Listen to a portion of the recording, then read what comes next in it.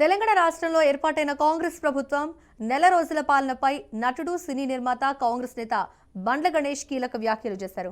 ముఖ్యమంత్రి రేవంత్ రెడ్డి పరిపాలన చాలా బాగుందని, గొప్పగా అద్భుతంగా ప్రజలందరూ మెచ్చుకునే విధంగా ఉందని కొనియాడారు. ఈ తరుణంలో బీఆర్ఎస్ నేత మాజీ మంత్రి హరీష్ రావు వ్యాఖ్యలపై బండ్ల గణేష్ స్పందించారు.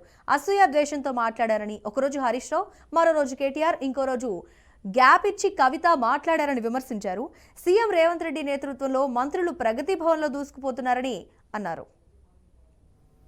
నిన్నటితో ప్రజాపాలన వచ్చి కాంగ్రెస్ ప్రభుత్వం గొప్పగా అద్భుతంగా ప్రజలందరూ మెచ్చుకునే విధంగా తెలంగాణనే కాకుండా ఆంధ్రప్రదేశ్, పక్క రాష్ట్రాల మహారాష్ట్ర కానీ ప్రతి ఒక్కళ్ళు తెలంగాణ ఈ 30 రోజుల పరిపాలన గురించి చెప్పుకుంటున్న ఈ తరుణంలో మాజీ మంత్రి హరీష్ రావు గారు, టీఆర్ఎస్ నాయకులు నిన్న మాట్లాడుతూ ఏదేదో మాటలు, ఎంత భయంకరంగా అంటే ఒక మనిషి అసూయ పీక్స్కి వెళ్ళిపోతే ఎట్లుంటుంది, ఒక కుళ్ళుబోత్తనం ఎట్లుంటుంది, ఒక తట్టుకోలేనితనం ఎట్లుంటుంది అంటే ఆయన ప్రెస్ మీట్. గౌరవనీయులు మన ముఖ్యమంత్రి, యువకులు, ఫైర్ బ్రాండ్ శ్రీ రేవంత్ రెడ్డి గారి నేతృత్వంలో కాంగ్రెస్ పార్టీ, కాంగ్రెస్ మంత్రులందరూ అద్భుతంగా ప్రగతి పదం వైపు దూసుకుపోతూ తెలంగాణ రాష్ట్రాన్ని పేరుని, ఖ్యాతిని, వాణిని భారతదేశం మొత్తం వినిపించే విధంగా చేస్తున్నందుకు ఈరోజు భారతదేశం కూడా మన తెలంగాణ రాష్ట్రం గురించి చెప్పుకుంటాను. ఈ తరుణంలో నేను హరీష్ రావు గారు అంటారు 100 రోజుల తర్వాత ఇలా పప్పులు ఉడకమన్నాడు. నేను చెప్తున్నా హరీష్ రావు గారు, ఎందుకు సార్ 100 రోజుల తర్వాత మమ్మల్ని ఏం చేస్తారు సార్? మీరు ప్రగతి భవన్ని ప్రజాభవన్ చేసినందుకా? మీ ప్రగతి భవన్లో ఉన్న 100 గడీలు 5-6 పెద్ద పెద్ద బిల్డింగ్లు విడగొట్టి అందరికీ అందుబాటులో తీసుకొచ్చినందుకా?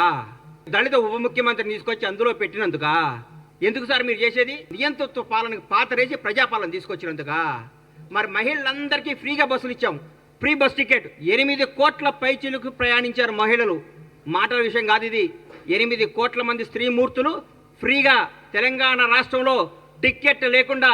అందరూ అనుకుంటున్నారు నిన్న, అన్న ఈ నెల నాకు 1300 మిగిలినాయి, ఈ నెల 1500 మిగిలినాయి, ఈ నెల 1600 మిగిలినాయి, ఈ 1600 తీసుకుపోయి చిట్టి కట్టుకుంటాంది మా ఇంట్లో పనిచేసే ఒక అమ్మాయి. నాకు చాలా ఆనందం అనిపించింది.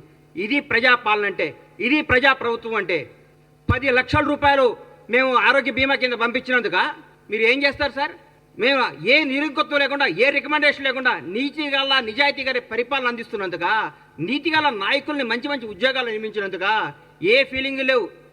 సమాజం ప్రతి ఒక్క కమ్యూనిటీని తీసుకొని నీతివంతమైన అధికారులంతా నియమించి ముందుకు తీసుకుపోతున్నారు ముఖ్యమంత్రి రేవంత్ రెడ్డి గారు. అంత జనమందరూ చెప్పుకుంటున్నారు సార్. ఈరోజు మేము ఎవరి దగ్గర బానిసత్వంగా ఉండలేదు.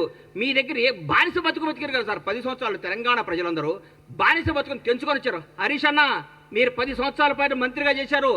దయచేసి ఆత్మసాక్షిగా గుండె మీద చేసుకొని చెప్పండి. మీరు నిజం చెప్పండి. ప్రభుత్వం రేవంత్ రెడ్డి గారు అద్భుతంగా చేస్తున్నాడా, చేయట్లేదా?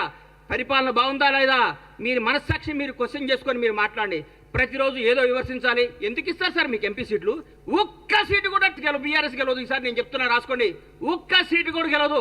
రండి, మీ ఓడిపోయిన మంత్రులు అందరూ వచ్చి, మీరందరూ వచ్చి, మీకు దమ్ము ఉంటే అందరూ వచ్చి ఒక్కొక్క పార్లమెంట్